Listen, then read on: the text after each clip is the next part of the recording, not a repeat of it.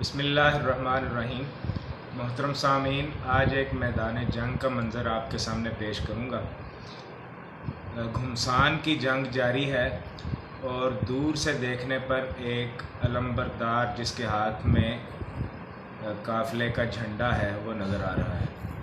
اور وہ شخص انتہائی جاں فشانی سے اور بہت زیادہ محنت کے ساتھ مسلسل انتہائی بہادری کے ساتھ جنگ میں شریک ہے۔ ایک ہاتھ میں جھنڈا اور دوسرے ہاتھ میں تلوار تھامے وہ دشمنوں کے سامنے سینہ سپر ہے۔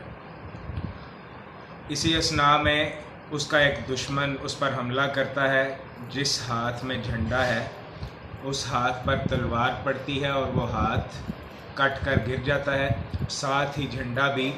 زمین کی طرف بڑھتا ہے۔ وہ اپنے دوسرے ہاتھ سے جھنڈے کو زمین پر گرنے سے پہلے تھام لیتا ہے اور اس طرح جھنڈے کو دوبارہ سربلند کر دیتا ہے۔ وہ دشمن اس کے دوسرے ہاتھ پر بھی تلوار مارتا ہے اور دوسرا ہاتھ بھی کٹ کر زمین پر گر جاتا ہے، اور دوسرے ہاتھ کے ساتھ ہی وہ جھنڈا دوبارہ زمین کی طرف گرنے کے لیے چلا جاتا ہے۔ وہ شخص اس جھنڈے کو زمین پر پہنچنے سے پہلے دوبارہ اپنے کٹے ہوئے ہاتھوں کے ساتھ جھنڈے کو اپنے ساتھ اپنے سینے کے ساتھ سمیٹ لیتا ہے، اور پھر اس کا دشمن اس کے سر پر تلوار کا وار کرتا ہے، اور وہ شخص علمبردار اس تلوار کے وار کی تاب نہ لاتے ہوئے شہید ہو کر زمین پر گر جاتا ہے۔ اور صورتحال یہ ہوتی ہے کہ نبی پاک صلی اللہ علیہ وسلم کے عطا کردہ پرچم کو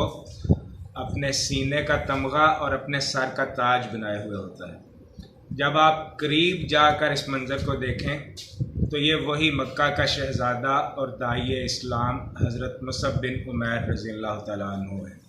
یہ ہے ان کی شہادت کا عظیم منظر، عظیم واقعہ۔ وہ شخص جس کے گلیوں میں نکلنے سے گھروں میں بیٹھے ہوئے لوگ خوشبو سے پہچان لیا کرتے تھے کہ مصعب بن عمیر اس گلی سے گزر رہا ہے، آج وہ اس عالم میں شہید ہو رہا ہے کہ جسم پر صرف ایک کپڑا جس سے اس نے اپنا سطر ڈھانپا ہوا ہے وہ موجود ہے۔ اور جب نبی پاک صلی اللہ علیہ وسلم شہداء کو کفن دے رہے ہیں تو یہ ایک ایسا کفن ہے کہ جب سر کی طرف اس کو کیا جاتا ہے تو پاؤں ننگے ہو جاتے ہیں،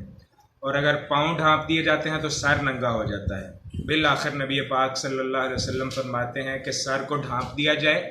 اور پاؤں پر گھاس ڈال دی جائے۔ بعد ازاں کسی موقع پر حضرت عبد الرحمن بن عوف رضی اللہ تعالیٰ عنہ اپنے سامنے سجے ہوئے دسترخوان کو دیکھ کر رو پڑے اور فرمایا کہ ہمیں شاید ہماری قربانیوں کا صلہ اسی دنیا میں مل گیا ہے، اصل صلہ تو اس مصعب بن عمیر کو مل رہا ہوگا کہ جس کی شہادت کا یہ واقعہ تھا اور جس کے کفن کی یہ صورتحال تھی۔ اس سے قبل غزوہ بدر میں بھی حضرت مصعب بن عمیر رضی اللہ تعالیٰ عنہ اسلام کے علمبردار تھے، اور وہاں بھی انہوں نے انتہائی جاں فشانی اور انتہائی بہادری کے ساتھ علمبرداری کا فریضہ سر انجام دیا تھا۔ اور اس سے پہلے بھی میں یہ عرض کر چکا ہوں کہ اس جنگ میں ان کے مقابلے پر ان کے دو بھائی شریک تھے۔ ایک بھائی کو تو انہوں نے خود اپنی تلوار سے جہنم واصل کیا، اور دوسرا بھائی جو تھا اس کو